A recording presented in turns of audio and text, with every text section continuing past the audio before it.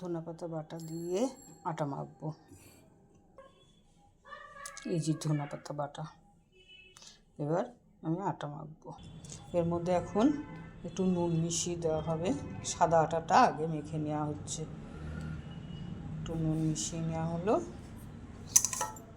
একটু নুনটাকে মাখিয়ে নিচ্ছে। এবার জল দেওয়া হচ্ছে, অল্প করে জল দিয়ে প্রথমে মেখে নিতে হবে। এই দেখুন আর একটু জল লাগবে এর মধ্যে, সামান্য একটু। দেখুন ভালো করে মাখা আমার এটা হয়ে গেছে। এই দেখুন ধনেপাতা দিয়ে মাখবে। এবার এই নুনটাকে মিশিয়ে নিচ্ছে। এবার ধনেপাতাটা অল্প অল্প করে দিয়ে দিয়ে মেখে নেবে।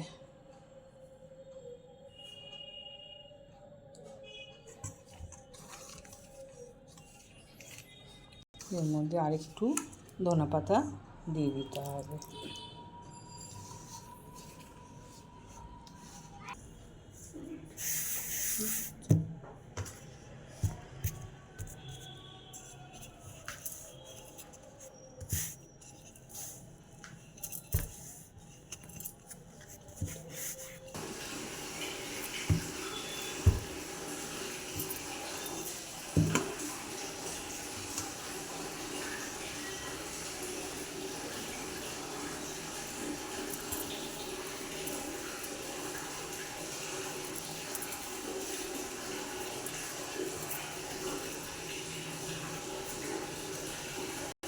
বুঝছেন কক কাটবো।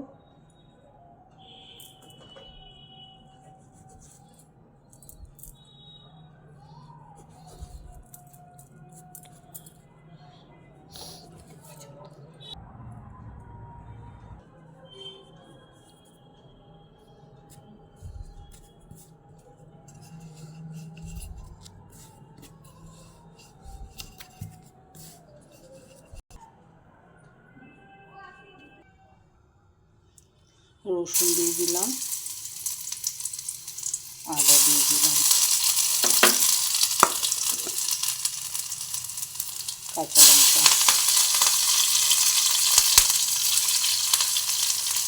গাজর, বিট,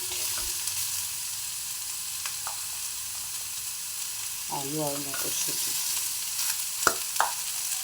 দিয়ে ঠিকঠাক মতো মোমো হবে।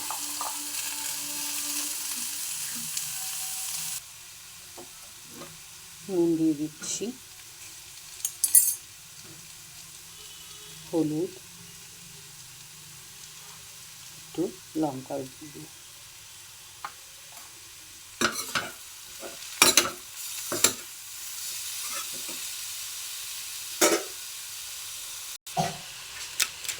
একটু ম্যাগি মশলা দিয়ে দিচ্ছি, টেস্ট হবে। আর একটু ধনেপাতা,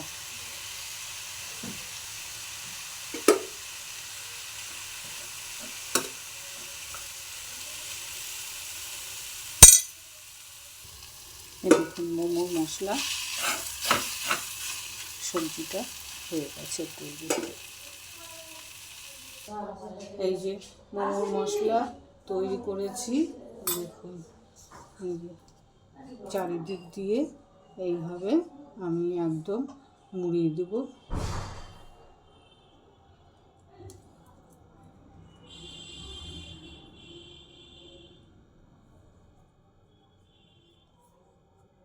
এই যে আমার মোমো দেখুন, এই দেখুন আমার মোমো তৈরি হয়ে গেছে। এবার আমি সেদ্ধ বসিয়ে দেবো।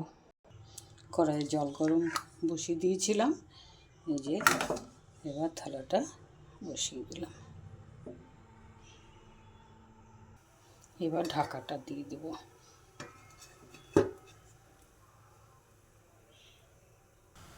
আমার মোমো তৈরি হয়ে গেছে দেখুন। এটাকে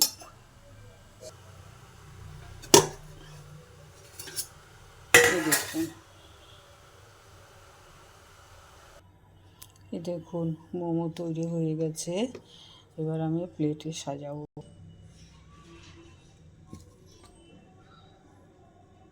দেখুন